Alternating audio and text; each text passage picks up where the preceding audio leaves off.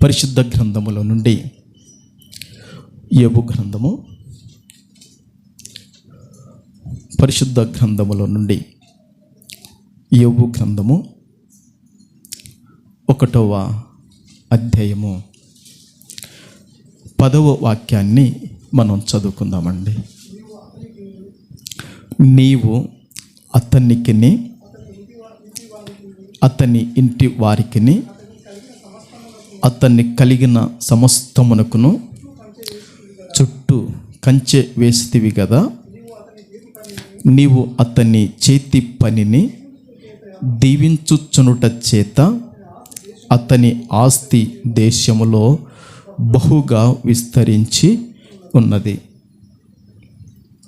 దేవుని బిడ్డలారా, చదువుబడిన ఈ లేఖన భాగాన్ని పరిశుద్ధాత్ముడు అయిన ప్రభుల వారు మనందరి వినికిడిలో జీవ ఆహారముగా మన అందరికి కూడా లోపల బయట ఉన్నవారికి అందరికీ పంచి పెట్టును గాక. దేవుని బిడ్డలారా, చదువుబడిన ఈ వాక్యానికి అంశం ఏమని పెట్టడం జరిగిందంటే, దేవుని వలన యోబు గొప్పవాడు ఆయను. దేవుని వలన యోబు గొప్పవాడు ఆయను. అందరు కలిసి, లోపల బయట ఉన్నవారు అందరు కలిసి నాతో పాటు కలిసి చెప్పండి. దేవుని వలన యోబు గొప్పవాడయను. ఇది అంశం.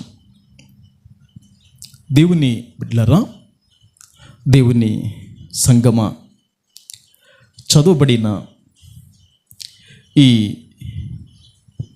వాక్యము మీకు అందరికీ తెలుసు, అవునా? లోపల ఉన్న వాళ్ళకి తెలుసు, బయట ఉన్న వాళ్ళకు తెలుసు. తెలుసా తెలియదా? అందరికీ ఈ వాక్యము తెలుసు. తెలిసిన వాక్యాన్ని మరొక్కసారి పరిశుద్ధాత్ముడు మన ఎదుట పెట్టాడు. ఈ వాక్యముల నుండి కొన్ని విషయాలు, 3 విషయాలు మన టైం వరకు మనం ధ్యానం చేసుకొని ఆత్మీయంగా మనము ఆ దీవెనలు పొందుకున్నట్లు పరిశుద్ధాత్ముడు మనకు సహాయపడునుగాక. కూడి వచ్చిన దేవుని సంగమ, పరలోకములో, ఎక్కడండి? పరలోకములో దేవుడైన యెహోవా ఎదుటికి దేవదూతలు లేదా దేవుని యొక్క కుమారులు ఆయన దగ్గరికి రావలసిన ఒక దినము తటాక్షించింది.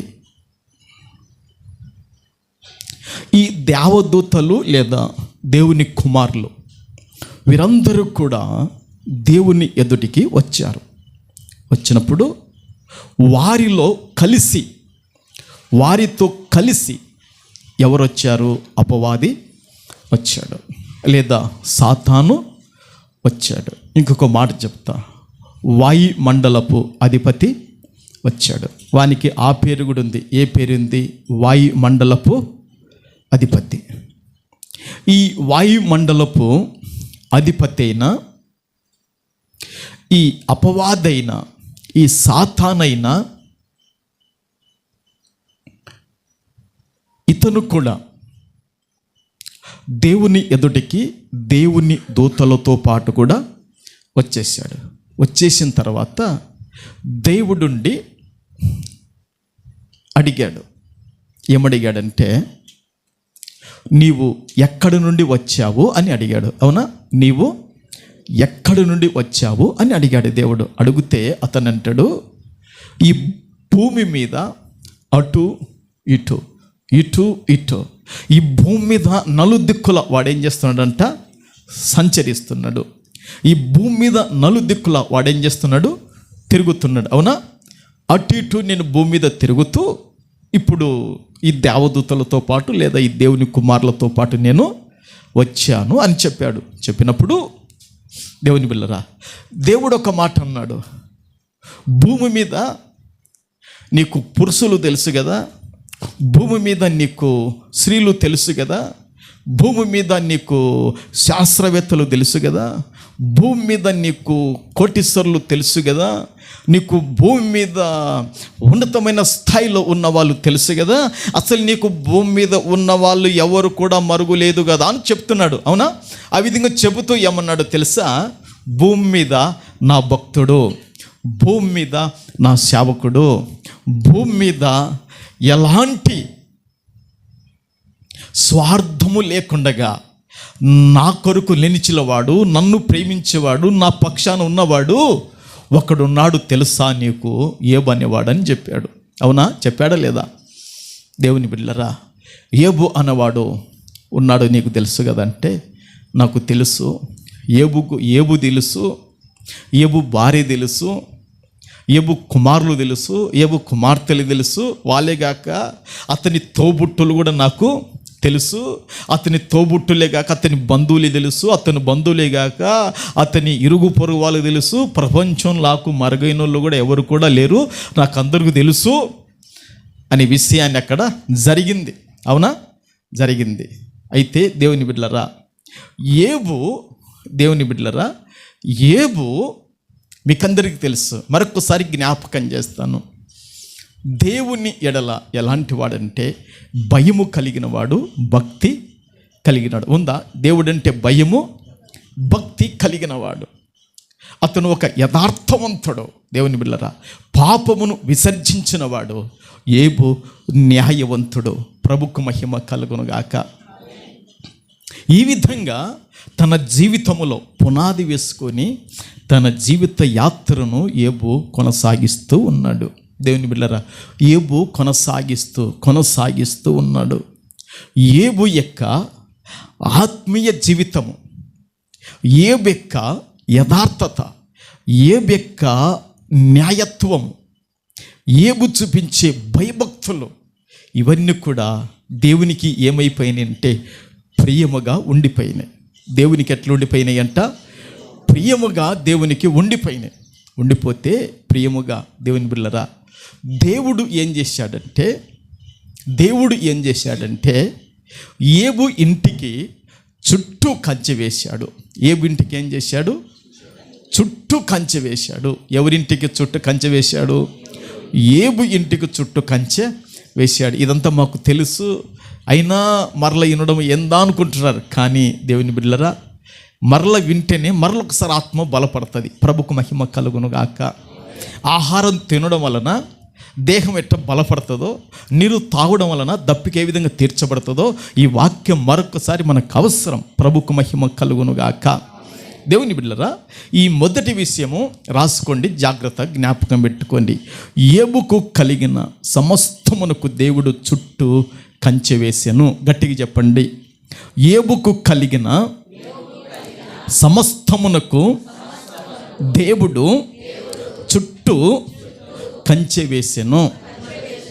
ఓకే.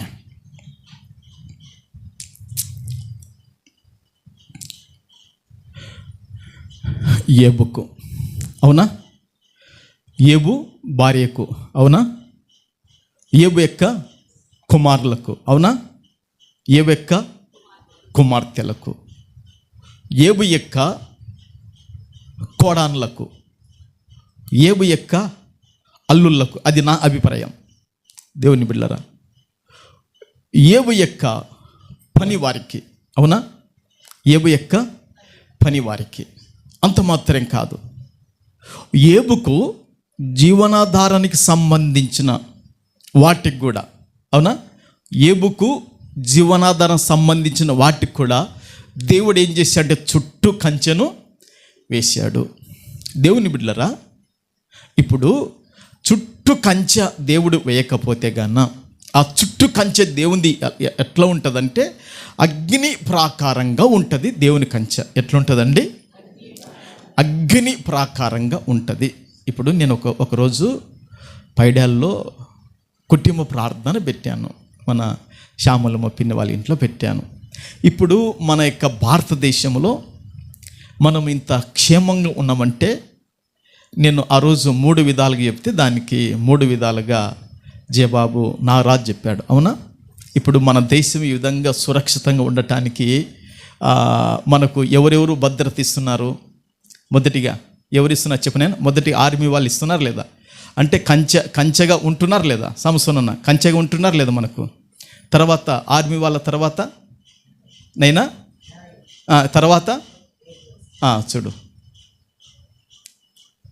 దేవుని బిడ్డలారా, ఒకవేళ వీళ్ళు లేకపోతే ఇప్పుడు మన దేశం ఏమైపోతుంది? శత్రువు వచ్చి ఏం చేస్తాడు? నాశనం చేస్తాడా లేదా? శత్రువు వచ్చి నాశనం చేస్తాడు లేదా?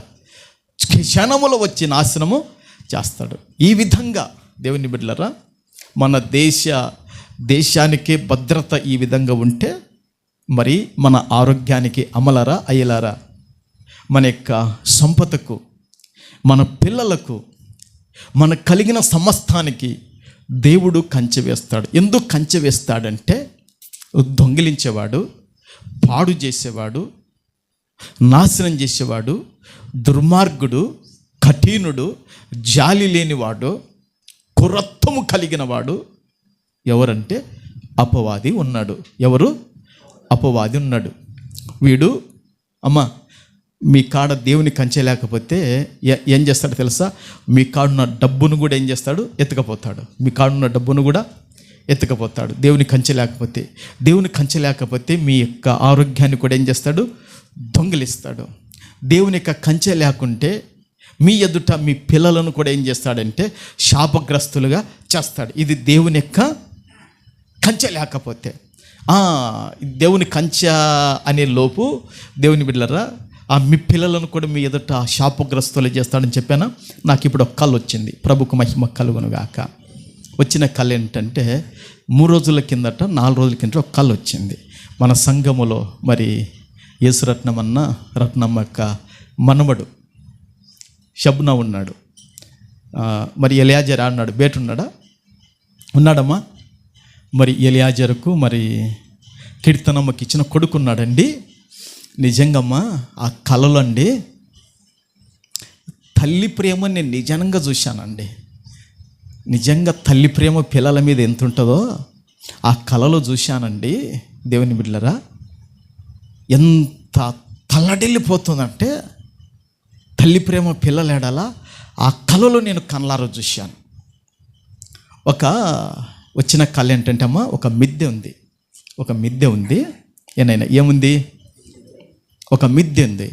ఆ మిద్దె మీద నేనున్నాను. దేవుని బిడ్డలారా, అట్లా వెనక రత్నమ్మక్క, యేసు రత్నమన్న ఉన్నారు. అట్లా దేవుని బిడ్డలారా, ఈ షబ్న ఏం చేశాడంటే, ఇప్పుడు ఇది మిద్దె కదా, ఇది మిద్దె అయితే ఈ మిద్దెకి ఏముందంటే ఇట్లా సుంచు ఉంటుంది కదా, ముందు ఇట్లా ఉంటుందా ఉండదా? ఉంటుంది కదా. ఇప్పుడు ఇట్లొచ్చి ఇట్లా దీని వెనక్కి దిగాడు.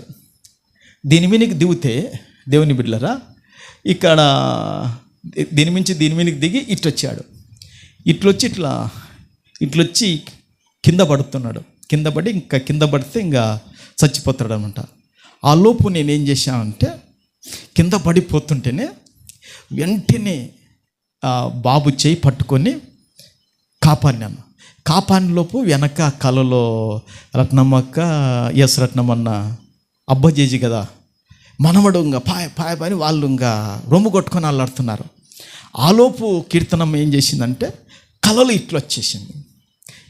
ఇట్లొచ్చేసి దేవుని బిడ్డలరా అల్లాడుకుంటూ వస్తుంది. కొడుకు మీద అల్లాడుకుంటూ వచ్చేసి, నిజంగా ఆ కళలో నిజంగా తల్లికి కొడుకన్నా బిడ్డన్నా ఇంత ప్రేమ ఉంటుందా అనేది నాకు అప్పుడు అర్థమైపోయింది. ఆ కళను బట్టి ప్రభుకు మహిమ కలుగును గాక. అప్పుడు ఇక వచ్చి వెంటనే కొడుకును పట్టుకొని గుండెలకు అత్తుకున్నది. తెల్లారితేనే ఇంకా ఎలియాజర్కు ఫోన్ చేసి చెప్పాను, నేను జాగ్రత్త పిల్లోడని. ఎందుకంటే దేవుడు నాకు బయలుపరిచినటివి ఈ రోజు నుంచి ఏది బయలుపరిచినా ఫోన్లు చేసి చెప్తాను, లేదా పిలిచి చెప్తాను. దేవుని బిడ్డలారా, బైబిల్లో ఒక మాట ఉంది, దేవుడు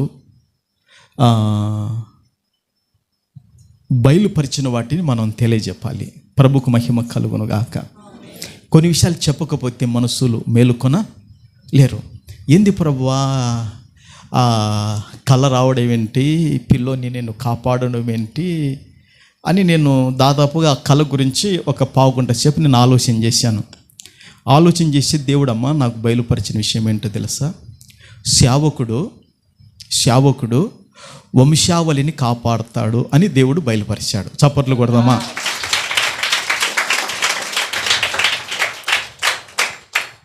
ఎట్లా ప్రభువా, ఎట్లా కాపాడుతాడు సేవకుడు వంశావళి అని దేవుడు చెప్తే దేవునికి నేను ప్రశ్న వేసిన. అప్పుడు దేవుడు నాకు జవాబు చూపించాడు. దైవజనుడైన ఎలీషాను గౌరవించింది ఎవరు? దైవజనుడైన ఎలీషాను, అవునా? సునేము పట్టణస్తురాలు గౌరవించింది. కొడుకు ఏమైపోయాడు? చచ్చిపోయాడు. ఆయన మంచం మీద పండబెట్టారు. పండబెడితే ఆ దైవజనుడి ద్వారా వంశం నిలిచిందా లేదా? తర్వాత ఇంకొకటి చెప్తాను. దైవజనుడైన ఏలియా ఉన్నాడు. ఈమెను విధవరాలు చేర్చుకొని ఎంతో మర్యాదగా పెట్టి చాలా బాగా చూసుకున్నది. ఆమె కొడుకు కూడా ఏమయ్యాడు? చచ్చిపోయినా లేదా? దేవుడు అతని ద్వారా మరి లేపినాడా లేదా? అవునా కాదా? నేను చెప్పేది వాస్తవం కదా? అంటే దేవుడు నాకు బయలుపరిచిన విషయాలు.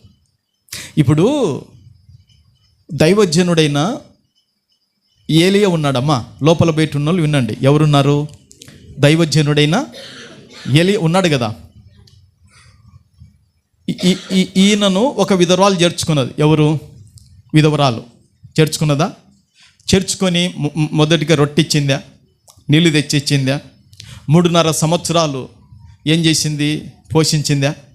పోషిస్తే ఆమె కొడుకు ఏమైపోయాడు? చనిపోయాడా లేదా? మరి ఆ దైవజనుడు ఆ వంశాన్ని నిలబెట్టినాడా లేదా? అది సేవకుని యొక్క విలువ ఏందో ఆ కళ ద్వారా దేవుడు నాకు తెలియజేశాడు.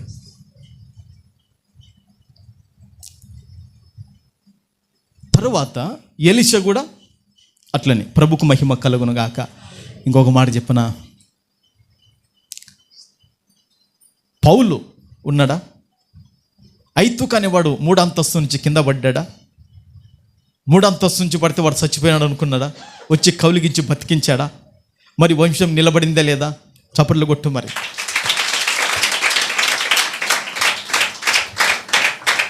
అది దైవజనుడైన దేవుని సేవకుడు.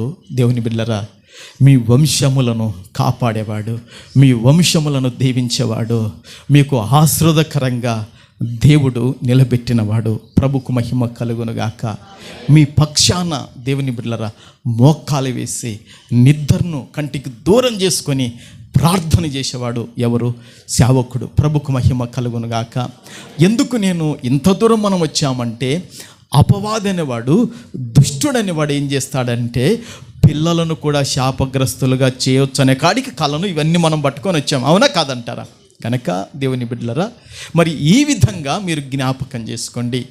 అపవాది, ఈ దుష్టుడు దేవుని బిడ్డలరా ఏబు యొక్క పిల్లల విషయములు కానీ, ఏబు యొక్క భార్య విషయములు కానీ, ఏబు యొక్క సంపద విషయములు కానీ ఏది కూడా దొంగలించకుండా, పాడు చేయకుండా, నాశనం చేయకుండా, మొత్తకుండా దేవుడు ఏం చేశాడంటే చుట్టూ కంచె వేశాడు. ప్రభుకు మహిమ కలుగునుగాక.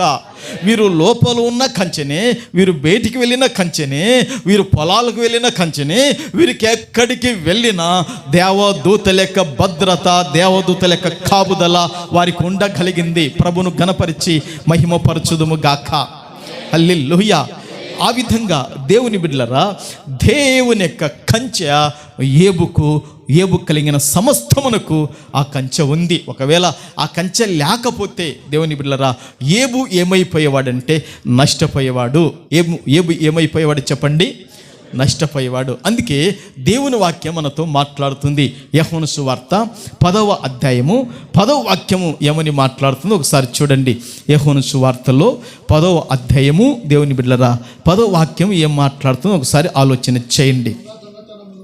చూడండి అమ్మా. యోహాను సువార్త 10వ అధ్యాయం 10వ వాక్యము జయరాజు చదువుతున్నాడు. చదువునైన దొంగతనమును, హత్యను, నాశనమును చేటుకు వచ్చును కానీ మరి దేనికిని రాడు.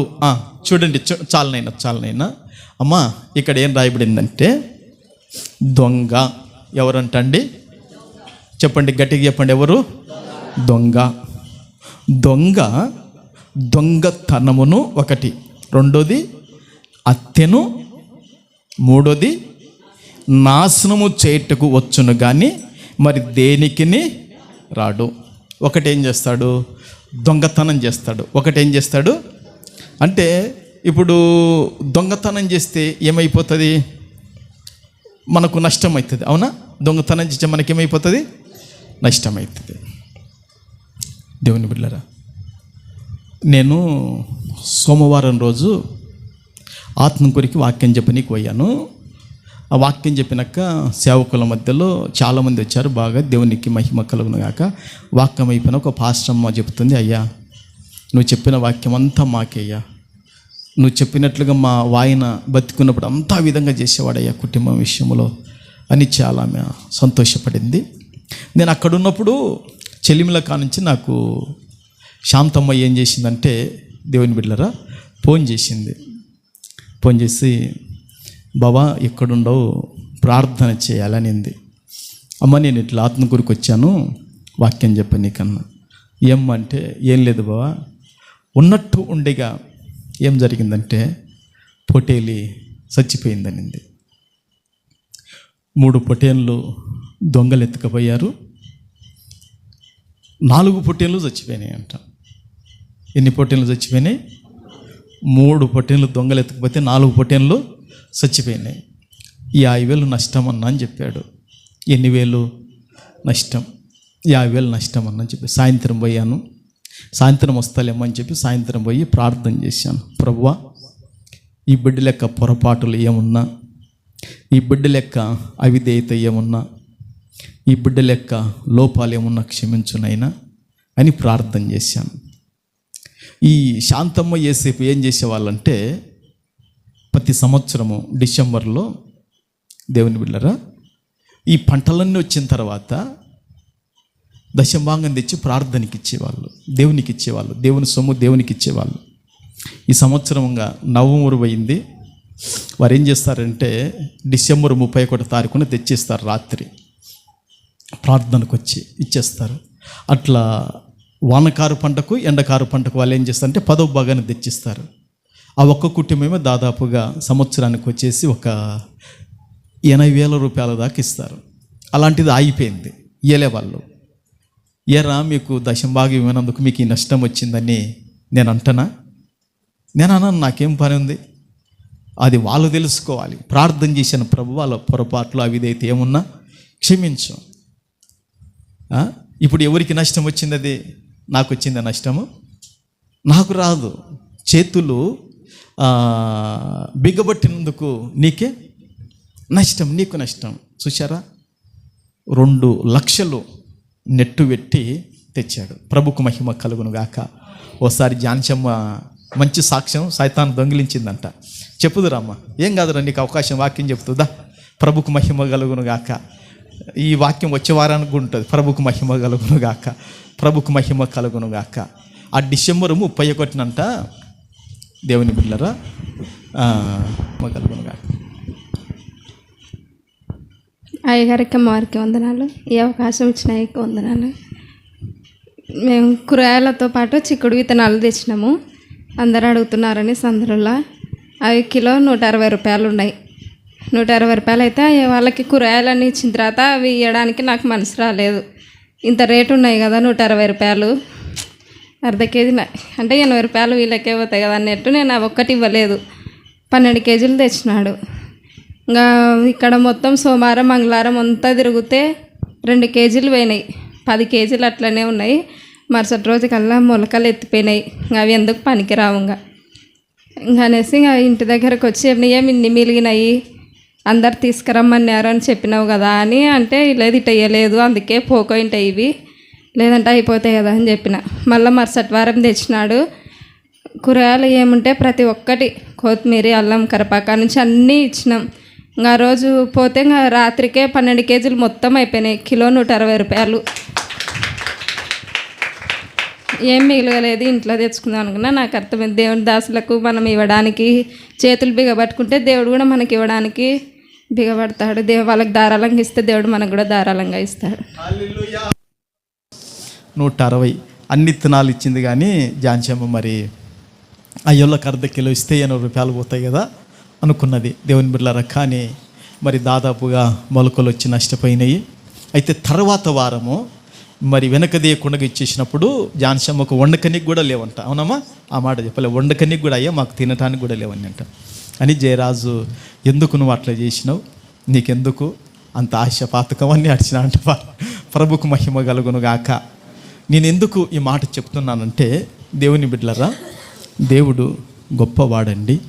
దేవుడు మిమ్మల్ని ఆశీర్వదిస్తాడు. సంఘ బిడ్డలను మనము దారిద్రమైన స్థితిలో, మనము కొదవగలిగిన స్థితిలో, మనం పేదరికమైన స్థితిలో ఉండాలనేది దేవుని యొక్క ఇష్టము కానీ కాదు. గనక ఏబుకు దేవుని బిడ్డలరా, దేవుడు ఏం చేశాడని చుట్టూ కంచె వేశాడు. కంచె వేయకపోతే ఈ దొంగ ఏం చేస్తాడంట, దొంగతనమును, తర్వాత ఏం చేస్తాడంట, హత్యను చేస్తాడు, తర్వాత నాశనము చేస్తాడు. నేను ఒక మాట చెప్తాను, ఇది ఆబ్జే, ఇది ఆబ్జే. వాక్యం చెబుతుంది. ఆ వాక్యం యోహాను సువార్త 8:44 ఉంటుంది. యోహాను సువార్త 8:44 ఉంటుంది చూడండి. దుష్టుని గురించి చక్కగా రాయబడింది.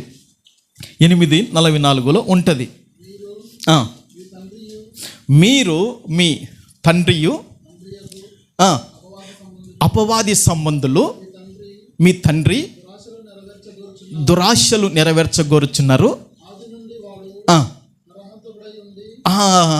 అమ్మ ఏమైందంట, ఆది నుండి వాడు నరంతకుడు. అంటే అక్కడ ఏముంది, దొంగ ఏం చేస్తాడంట, హత్య కూడా, నాశనాన్ని కూడా. అంటే ఇప్పుడు దొంగకు అక్కడ ఎవరిని పోల్చాడు దేవుడు? యేసు ప్రభు అపవాదికి పోల్చాడు. అంటే ఇప్పుడు దేవుడు ఏబుకు కంచె వేయకపోతే దుష్టుడు ఏం చేస్తాడు? దొంగిలిస్తాడో లేదా చెప్పండి. ఏమేమి దొంగిలిస్తాడు? ఏబు యొక్క ఆరోగ్యం విషయంలో కానీ, తన భార్య విషయంలో కానీ, తన కొడుకులు, కూతురులు, తను కలిగిన సంపద విషయంలో కూడా ఏం చేస్తాడు? దుష్టుడు దొంగిలిస్తాడు. నా జీవితంలో జరిగింది. అపవాది ఏం చేశాడు? ఒకసారి దేవుని బిడ్డలారా, 2 దయ్యాలు, ఆడదయ్యం మగ దయ్యం 2 వచ్చేసి దేవుని బిడ్డలారా జైలున్న ఒకటి 500 ఒకటి 1000 రూపాయలు తీసుకున్నారు. అప్పుడు అమ్మకు ఆరోగ్యం బాలేదు. దాదాపు నా చేతుల నుంచి 50,000 రూపాయలు అమ్మకు పెట్టానండి. వాడు దొంగిలిస్తాడు కంచె లేకపోతే గనక. దేవుని బిడ్డలారా, మీ జీవితంలో ఈ 2026 సంవత్సరంలో మీరు ఎవరు నష్టపోకూడదు. లోపల బయట కూర్చున్న వాళ్ళు ఎవరు కూడా నష్టపోకూడదు. దేవుని బిడ్డలారా, మీరు నష్టపోకుండా ఉండాలంటే దేవుని ఎడల మీ ప్రేమ ఏమాత్రం స్వార్థముగా ఉండకూడదు. ఏ విధంగా దేవుడు తనకు భూమి మీద కలిగిన దానికంటే ఎక్కువగా దేవుడు ప్రేమించాడు గనక దేవుడు ఏబుని ఏం చేశాడంటే గొప్పగా దీవించడం మొదలుపెట్టాడు. ప్రభుకు మహిమ కలుగును గాక. మీరందరూ కూడా, దేవుడు నాకు ఇచ్చిన ప్రతి కుటుంబము దీవించబడాలని నా ప్రార్థన. దేవుడు మిమ్మల్ని నాకు అనుగ్రహించాడు. మీరందరూ కూడా ఆరోగ్యం విషయంలో, ఆర్థిక విషయంలో, దేవుని బిడ్డలరా ఆత్మీయ విషయంలో మీరు రెట్టింపుగా వర్ధిల్లాలని నా ప్రార్థన. ప్రభుకు మహిమ కలుగును గాక. హల్లెలూయా. అట్లా ఏబుకు దేవుడు మొదటిగా ఏం చేశాడంటే కంచె వేశాడు. ప్రభుకు మహిమ కలుగును గాక. రెండోదిగా దేవుడు ఏం చేశాడంటే అతని చేతి పనిని ఏం చేశాడంటే దీవించుచుండెను. అతని చేతి పనిని ఏం చేశాడండి? ఇప్పుడు ఏబు గ్రంథములోకి రండి. 1:10 ఉంది కదా. అతని చేతి పనిని దేవుడు ఏం చేస్తున్నాడంట? దీవించుచుండెను. ఉందండి? ఉందా లేదా? నేను ఎక్కువగా ప్రార్థన చేసే విషయంలో అది ఎత్తిపట్టి ప్రార్థన చేస్తుంటాను. పరిశుద్ధుడైన తండ్రి, ఏబు యొక్క చేతి పని నువ్వు ఏం చేశావంటే దీవించుచునుట చేత. అంటే ప్రతి ఏడాది కూడా ప్రతి సంవత్సరం కూడా దేవుడు ఏం చేశా అంటే ఏబు యొక్క చేతి పనిని దీవించుచునుట చేత. అంటే ఒకసారి దీవించి ఆగిపోయాడా? చెప్పండి. ఒక్కసారి దాన్ని ఆశీర్వదించి ఆగిపోయాడా? లేదు. ఏం చేశాడు? దీవించుకుంటా ఏం చేస్తున్నాడు? వస్తున్నాడు. దేవుడు దీవించుచునుట చేత దేన్ని? తన చేతి పని. అంటే ఇప్పుడు ఏబు కష్టపడేవాడా లేదా సోమరివాడా? ఏబు దేవుని బిడ్డలరా శ్రద్ధ కలిగిన వాడా బద్ధకస్తుడా? అది ఏబు తన చేతి పనిని దేవుని బిడ్డలరా పని చేస్తున్నాడు. ప్రతి దినం అతను ఏం చేస్తున్నాడు? పని చేస్తున్నాడు లేదా? అతని పనిని దేవుడు ఏం చేశాడండి? దీవించుచునుట చేత. నేను ఒక మాట చెప్తా. ఈ భూమి మీద డాక్టర్ అయినా కష్టపడాలి. అవునా? అసలు డాక్టర్లు ఎంత కష్టపడతారో తెలుసా? మనమన్నా మన చుట్టాలు బంధువులు హాస్పిటల్లో పడితే మనము లిఫ్ట్ కొరకు అట్నే నిలబడి ఉంటాం దానికాన్నే. అవునా? డాక్టర్ ఏం చేస్తాడు తెలుసా? మెట్ల మీద టక టక టక టక టక మెట్ల మీద ఏం చేస్తాడు? దిగిపోతాడు. మళ్ళీ మెట్ల మీదనే ఎవరు? అస్సలు అంత ఫాస్ట్గా ఉంటారు. మీరు హాస్పిటల్కి పోయినప్పుడు చూడండి ఎప్పుడైనా డాక్టర్లు ఎంత ఫాస్ట్గా ఉంటారో. ఇప్పుడు డాక్టర్ అయినా ఏం చేయాలా? చేతులతో కష్టపడాలి. అవునా? డాక్టర్ చేతులతో కష్టపడాలనా లేదా? వాళ్ళు పడితేనే మనుషులు బతుకుతారు. సచ్చే వాళ్ళని కూడా ఏం చేస్తారు? బతికిస్తారు. ఇక బతికే వాళ్ళని కూడా అవసరమైతే చంపుతారు కూడా. రెండు చేస్తారు ఏదైనా. అవునా కాదంటారా? అంత వాళ్ళ చేతుల్లో ఉంది. డాక్టర్ కూడా ఏం చేయాలి? ఇప్పుడు చేతులతోనూ చెప్పండి, డాక్టర్ కూడా ఏం చేయాలి? చేతులతో కష్టపడాలి. ఇప్పుడు ఏబు తన చేతి పనిని దేవుడు ఏం చేస్తున్నాడు? అంటే ఏబు తన కుడి చేత, ఏబు తన ఎడమ చేత ఏం చేస్తున్నాడంటే కష్టపడేవాడు. తన చేతులకు ఎలాంటి బద్ధకాన్ని కానీ, తన చేతులకు ఎలాంటి సోమరితనం కానీ, తన చేతులకు ఎలాంటి నిర్లక్ష్యంగా రానివ్వకుండా తన కొరకు, తన భార్య కొరకు, తన పిల్లల కొరకు ఏబు ఏం చేసావంటే రాత్రనక పగలనక కష్టపడేవాడు. ప్రభుకు మహిమ కలుగును గాక. ఆ విధంగా ఈ భూమి మీద డాక్టర్ అయినా కష్టపడాల్సిందే.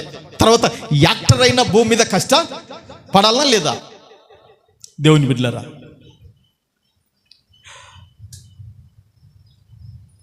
మినిస్టర్ అయినా ఏం చేయాలి? కష్టపడుతున్నారు లేదా?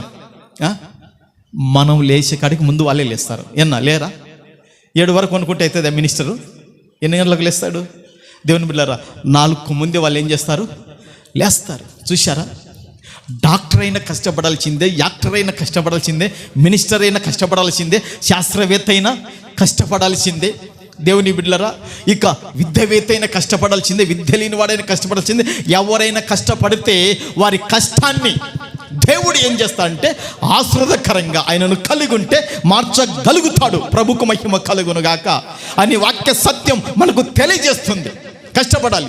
దేవుడు ఎందుకు చేతులు ఇచ్చాడో తెలుసా? నువ్వు కష్టపడటానికి. నీ కష్టము దేవుడు ఆశీర్వదిస్తే దాన్ని నువ్వు, నీ కుటుంబము అనుభవించి నువ్వు ఘనంగా తలగా ఉండాలని ప్రభు యొక్క హృదయ వాంఛ. చప్పట్లు కొట్టి ప్రభు నామని ఘనపరచుదుము గాక. హల్లెలూయా. దేవుడు 24 గంటలు మనకిచ్చాడు. దేవుని బిడ్డలారా, మన యొక్క దేహంలో శక్తి ఉన్నందుకు, శక్తి ఉన్నంత వరకు, మన యొక్క అవయవాలలో బలం ఉన్నంత వరకు కూడా మనం ఏం చేయాలంటే కష్టపడాలి. ప్రభుకు మహిమ కలుగును గాక. ఓసారి నాకు దేవుడు కళను చూపించాడు. విజయవాడలో బైబిల్ కాలేజ్ ఉన్నప్పుడు ఏం చేశాడో తెలుసా? నొయ్యలు సమయంలో కొన్నాడు. దేవుని బిళ్ళరా, నా కళలో నా భుజమైన చేవేశాడు. నా భుజమైన చేవేసి అంటున్నాడు, నాయనా నువ్వు బాగా కష్టపడినావు, నువ్వు బాగా పనిచేసినావు, నా చేతిలో కొడలు ఉంది. దేవుని బిడ్డలరా, కొడలంటే ఇప్పుడు మిమ్మల్ని కొయ్యటానికి ప్రభువుకు మహిమ కలుగును గాక. కొడలు ఉంది దేవుని బిడ్డలరా. ఇంకా చాలామంది కొడలు పట్టుకున్నారు. కొడలు పట్టుకుంటే దేవుని బిడ్డలరా, కొడలు పట్టుకుంటే అంటున్నాడు, నువ్వు బాగా పనిచేసినావు, బాగా కష్టపడినావు నాయనా, వీళ్ళతో పని చెప్పి అంటున్నాడు. ప్రభుకు మహిమ కలుగును గాక. అందుకే దేవుడు ఈరోజు సేవకుల మధ్యలో కూడా దేవుడు నన్ను వాక్యం చెప్పుటకు వాడుకుంటున్నాడు. చప్పట్లు కొట్టి ప్రభునామాన్ని ఘనపరచుదము గాక. యేసు రక్తమే జయం. కష్టపడేవాన్ని దేవుడు ఖచ్చితంగా అభివృద్ధిలోకి తెస్తాడు. ఏ యొక్క చేతి పనిని దేవుడు ఏం చేస్తున్నాడంటే దీవించుచుండుట చేత. చాలామంది ఈరోజు పని చేయాలి. దేవుడు చేతులు ఇచ్చాడు, తినటానికే కాదు పని చేయటానికి కూడా చేతులు ఇచ్చాడు. ప్రభుకు మహిమ కలుగును గాక.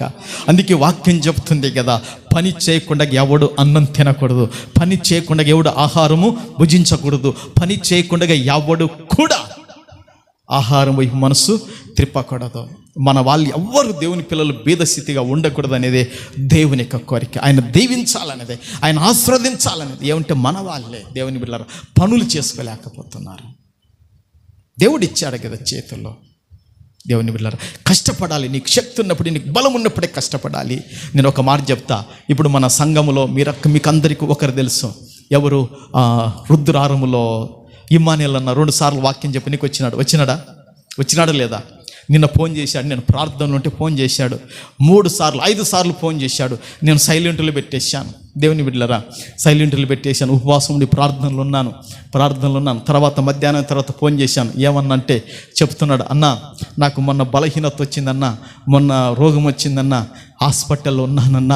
హాస్పిటల్ ఉంటే అమ్మ నాయన గొనుగుతున్నారు. ఏమని గొనుగుతున్నారంట, ఒరేయ్ నీకు వయసు ఇంత వచ్చిందిరా, ఇంకా నువ్వు పెళ్లి చేసుకోవారా, నీకు సేవ చేసి మేము సావాలన్నారా, నీకు భార్య ఉంటే నీ భార్య సేవ చేస్తుంది కదా నీకు.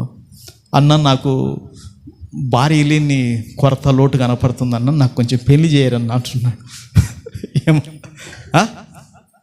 ఏమంట నేను చెప్పినా కదా అప్పుడే, మా సంఘంలో ఒక పాప ఉంది, ఇస్తాము చేస్తామంటే నువ్వు ఎనుకపోతే కదా అంటే నేను ఏనా సంసారంనా పానం బాలి. ఆడ హాస్పిటల్ సిస్టర్లలో అడుగుతున్నారంట, ఏమన్నా నీ భార్య రావడం లే అంటున్నారంట. వాళ్ళ నాయన వాళ్ళ అమ్మడితే ఏమి ఈయన భార్య ఆడుంది, ఏమే రాకుంటుంది, ఏమి ఇంటికి కానీ పోయిందే, పుట్టింటికి కానీ ఏమని అంటున్నారు. అన్నా పానం బాలేక బెడ్ మీద నేను పడి అల్లాడుతున్నాను. మా నాయన నన్ను పట్టించుకోలేదన్నా, మా అమ్మ పట్టించుకోలేదన్నా, మా తమ్ముడు పట్టించుకోలేదన్నా, మా తమ్ముని భార్య పట్టించుకోలేదు. నేను చెప్పిన, అన్నా నీ వయసు దాటిపోయింది. ఏ వయసు వచ్చిందంటే ఇప్పుడు నీవు నీ భార్య మీ అమ్మ నాయనను చూసుకునే వయసు అన్నా, ఇప్పుడు వాళ్ళు నేను చూసుకునే వయసు కాదు తండ్రి ఇదే అని చెప్తే నేను అవునంటారా కదంటారు. అవునన్నా నాకు ఇప్పుడు తలకాయ వెలిగిందన్నా, ఇప్పుడు నాకు 40 పైగా వచ్చేసింది, 43-45 సంవత్సరాలు వచ్చేసినాయి. మరి 40 సంవత్సరాలు ఆమె కావాలి నాకు ఇప్పుడు అంటున్నాడు. యాన్నాడు ఎత్తుకులాడుకు ఇక్కడ మాత్రం అలాంటి వాళ్ళు లేరని చెప్పేసిన నేను. ఏ వయసు వాళ్ళు కావాలంట, 40 ఏళ్ళు కావాలంటే. చూశారా, ఇట్లా అయిపోతున్నాయి పరిస్థితుల్లో. సరే, ఏబు యొక్క చేతి పనిని దేవుడు ఏం చేశాడు, దీవించుచున్నాడు గనక ఆ ఏబు ఏమైపోయాడు, ధన్యుడైపోయాడు. ప్రభుకు మహిమ కలుగును గాక. దేవుని బిడ్డలారా, ఆదికాండం 31:42 రాత్రి చెప్పాను, ఒకసారి వాక్యం చూపిస్తాను చూడండి. 31:42 ఆదికాండం.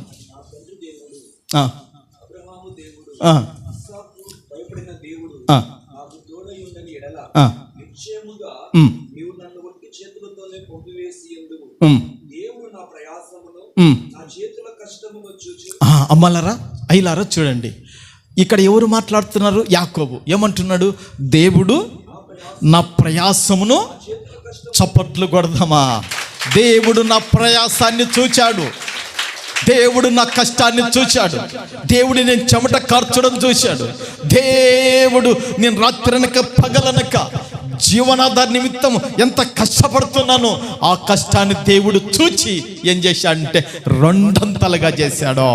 ప్రభుకు మహిమ కలుగును గాక. హల్లెలూయా. ఓ సహోదరుడు నువ్వు కష్టపడు, ఓ సహోదరుడు నువ్వు కష్టపడు, నువ్వు పడే దాంట్లో కష్టపడు. అది నీకు ప్రైవేట్ ఉద్యోగం కావచ్చు, నీకు గవర్నమెంట్ జాబు కావచ్చు, నీవు ఇంకా వ్యవసాయం కావచ్చు, నీకు రోజు కూలి కావచ్చు, నీకు ఏదైనా నువ్వు ఏం చేయాలంటే కష్టపడాలి. ప్రభుకు మహిమ కలుగనే గాక. ఆ పడే కష్టాన్ని దేవుడు ఏం చేస్తాడంటే దాన్ని వర్ధిల్ల చేసుకుంటా ప్రభు వస్తాడు. ప్రభుకు మహిమ కలుగును గాక. ఏబు ఇంటికి దేవుడు కంచె వేశాడు, ధన్యుడైపోయాడు. ప్రభుకు మహిమ కలుగును గాక. రెండోది ఏంటి, దేవుడు ఏబు యొక్క చేతి పని నేను చేశాడు, దీవించుచునుట చేత నేనేం చేస్తానంటే, అమ్మా మోకాలు వేసి కనపడుతుంది, నేను మోకాలు వేసి ఏం చేస్తానంటే, ప్రభువా 2 మోకాలుండి ప్రార్థన చేయాలంటే నొప్పి బాధనే బాగా. ప్రభువా ఈ నందికొట్కూరు పట్టణంలో నీవు నాకిచ్చిన ఈ పరిచర్యను నీవు దీవించుచునుట చేత అప్పుడు ఈ పట్టణంలో ఈ పరిచర్య గొప్పదైపోతుంది.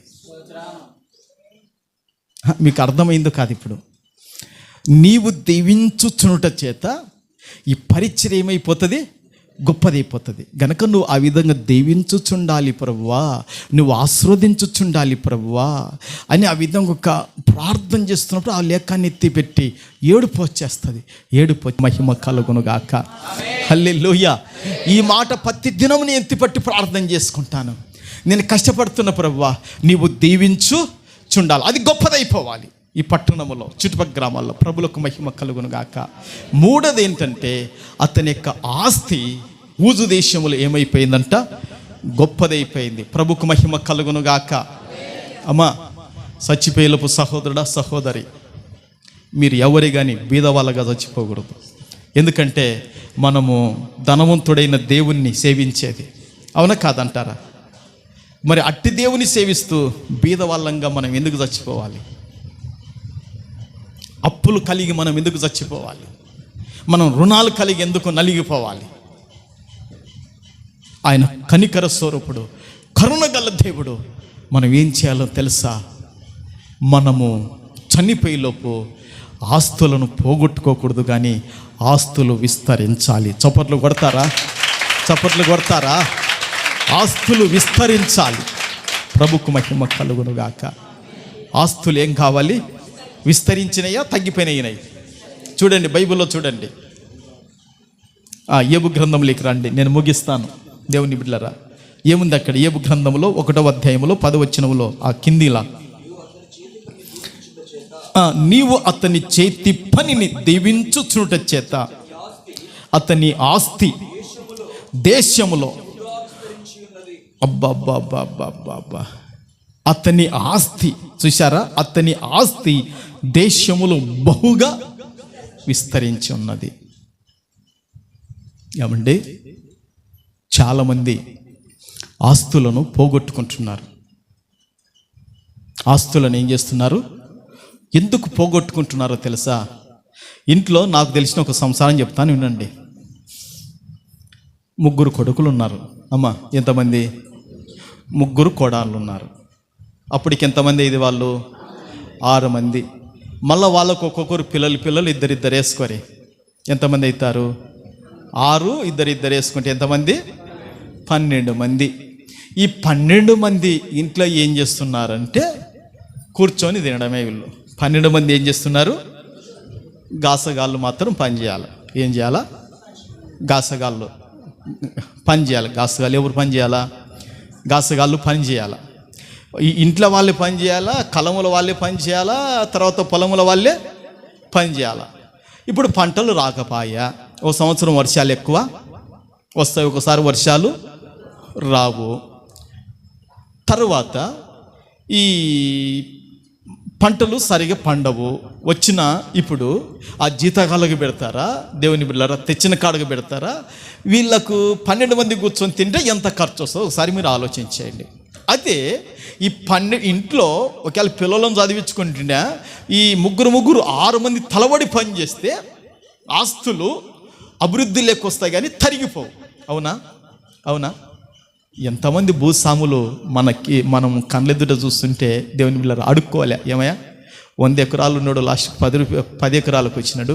500 ఎకరాలు ఉన్నాడు, 70 ఎకరాలకు 30 ఎకరాలకు వచ్చేసినారు. కారణం ఏంటో తెలుసా? కష్టపడేది లేదు,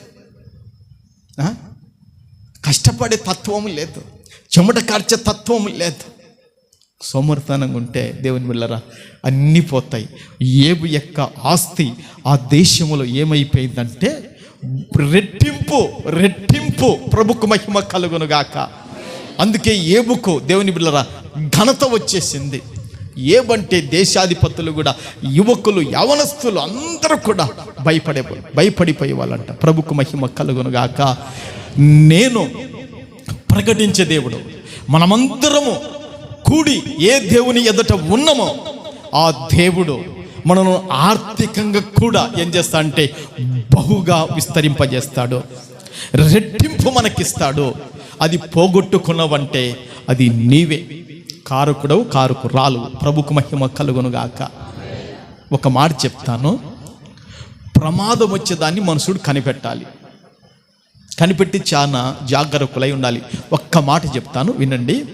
ఇప్పుడు బైబిల్లో యేహూ అనబడిన ఒక వ్యక్తి ఉన్నాడు, రాజుగా అభిషేకించబడ్డాడు. యేహూ అనే వ్యక్తి శతాధిపతి, మామూలుగా సైన్యాధిపతి. ఎవరు? యేహూ సైన్యాధిపతి. ఎవరి కింద? ఇశ్రాయేలు రాజైన ఆహాబు కింద. ఆహాబు పోయిన తర్వాత ఆహాబు కొడుకు యెహోరాము రాజు అయ్యాడు. తర్వాత అహజ్యా, ఎవరు? యూదా రాజు. ఈ ఇద్దరు రాజు కోటలో నుండి ఏం చేశారంటే, యేహూ అభిషేకించబడ్డాడు దేవుని చేత. ఈ అభిషేకించబడిన వాడు వెర్రి తోలుతున్నాడు రథాన్ని. వెర్రి తోలడము కావలివాడు చూసి చెప్పాడు. ఇద్దరు పోయారు, వానితోనూ కలిశారు. వీళ్ళిద్దరు ఏం చేశారు, ప్రమాదం శాబొత్తుంది అక్కడ కనిపెట్టకుండా ఏం చేశారంటే వీళ్ళు రథాలు వేసుకొని పోయారు. పోతే ఏమి యేహూ నువ్వు సమాధాన పడతావు, ఎందుకంటే ఆయన వాడే, అతని వాడే, ఎవడు కాదు అంటే అతను ఏమంటాడు, నీ తల్లి చిలంగితనము ఈ విధంగా ఎన్నెన్నో చేస్తుంది అని చెప్పేసి ఆ యేహూ తనకున్న బలాన్ని ఎగ్గి వేసి బాణాన్ని కొడితే యెహోరాముకు దేవుని బిడ్డలారా గుండెకి ఏం చేస్తాడంటే అత్తులకి వెళ్ళిపోతుంది బాణం. అదే రథం మీద ఒరిగిపోతాడు. తర్వాత అహజ్య కూడా ఆ ప్రమాదాన్ని కనిపెట్టలేకపోయారు. మనం చాలా ఏదైతే ఏ విధంగా ఎట్లా ప్రమాదమో దేవుని బిడ్డలారా వారికి ప్రాణానికి ప్రమాదం వచ్చేది కూడా కనిపెట్టలేకపోయారు. మరి ఆస్తులకు కూడా ప్రమాదాలు వస్తాయి. ఆస్తులకు కూడా ఏం చేస్తాయి, ప్రమాదాలు వస్తాయి. ప్రమాదాలు రాకుండా మనం ఏం చేయాలంటే దేవుని చేత ఆశీర్వదించబడాలి. ప్రభుకు మహిమ కలుగునుగాక.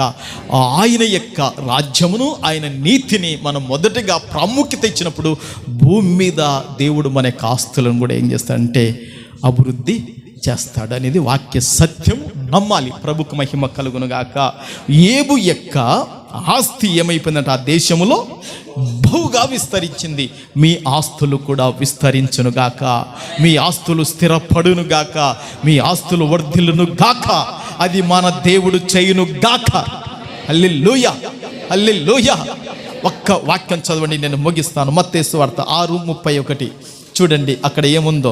6:31 నుంచి 33 వరకు చాలా విషయాలు ఉన్నాయి. కానీ అక్కడ దేవుని బిడ్డలారా 6వ అధ్యాయము మత్తయి సువార్తలో 6వ అధ్యాయములో ఒక్కసారి చదివి ముగించండి. ఏమి తిందుమో, ఏమి త్రాగుదుమో, ఏమి ధరించుకుందుమని చింతింపకుడి. అన్ని జనులు వీటన్నిటి విషయమై విచారింతురు. ఇవన్నీ మీకు కావాలనని మీ పరలోకపు తండ్రికి తెలియను.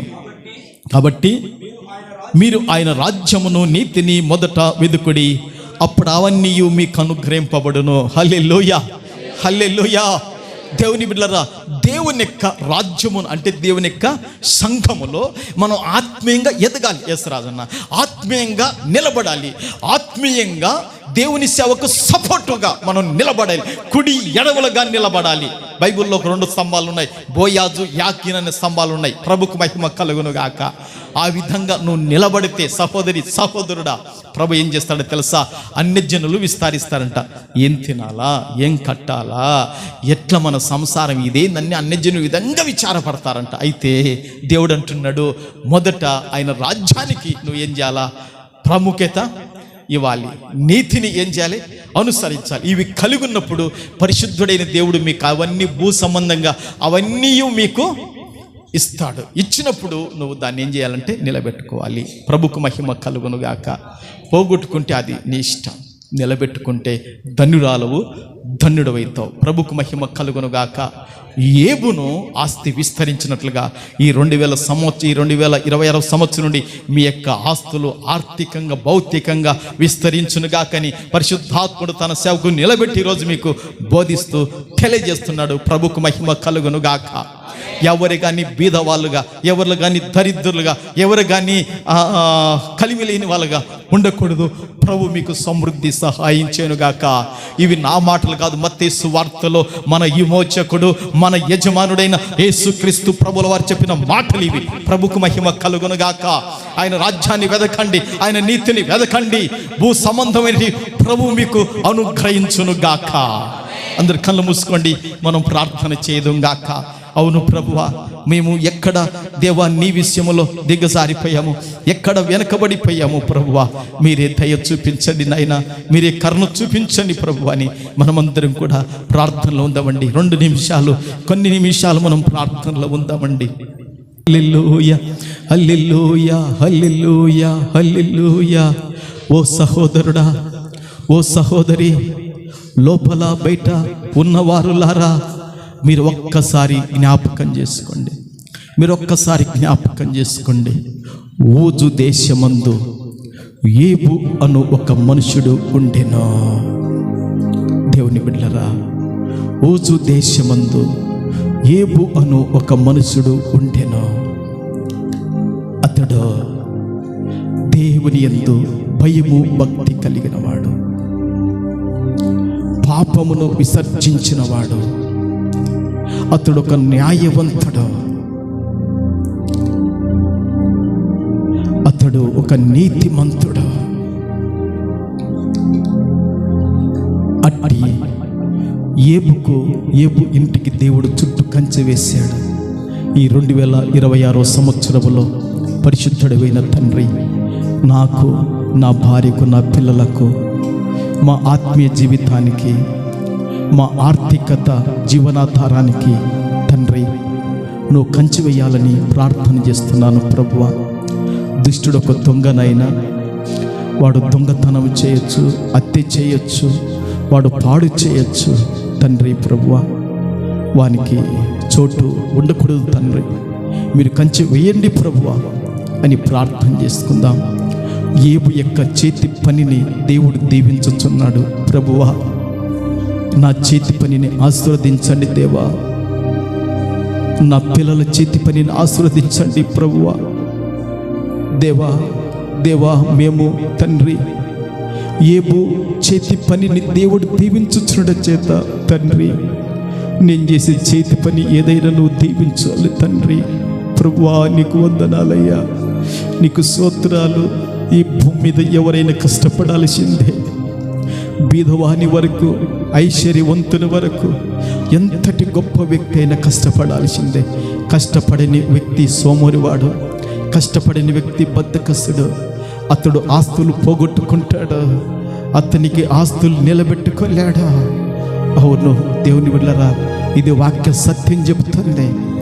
ఏబు చేతి పనిని దేవుడు దీవించుచునుట చేత, ఓ సహోదరి, ప్రభువా నా చేతి పని తండ్రి, నా తండ్రి ప్రభువా, అయ్యా ఒక వ్యవసాయం నా చేతి పని ప్రభువా, అయ్యా నా చేతి పని ఒక పాడి తండ్రి, నా చేతి పని ఒక కూలి తండ్రి, నా చేతి పని ఒక వ్యాపారం ప్రభువా, నా చేతి పని ఒక ప్రైవేటు జాబు తండ్రి, నువ్వు దాన్ని దీవించుచుండాలి ప్రభువా అని ఓ సహోదరి ప్రార్థన చేసుకో.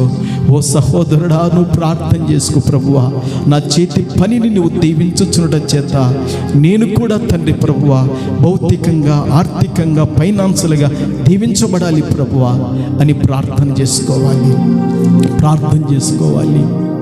దేవా, నా గవర్నమెంట్ జాబును తండ్రి, నా ప్రైవేటు జాబును తండ్రి, నా వ్యవసాయమును తండ్రి, నా వ్యాపారాన్ని తండ్రి నీవు దీవించుచుండాలి తండ్రి. అయ్యా, నీవు దీవించుచుండ చేత తండ్రి, అయ్యా అప్పుడు ఆర్థికంగా మేము రెట్టింపుగా ఎదిగిపోతాము తండ్రి. పేదరికం అనేది ఇక మా దరిదాపులకు అస్సలు రాదు తండ్రి. ఇది వాస్తవం.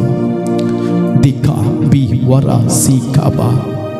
దేవా, ఏబు చేతి పనిని దీవించుచునుట చేత దేవా, ఈ 2026 సంవత్సరంలో కూడా నీవు దీవించుచుండాలి.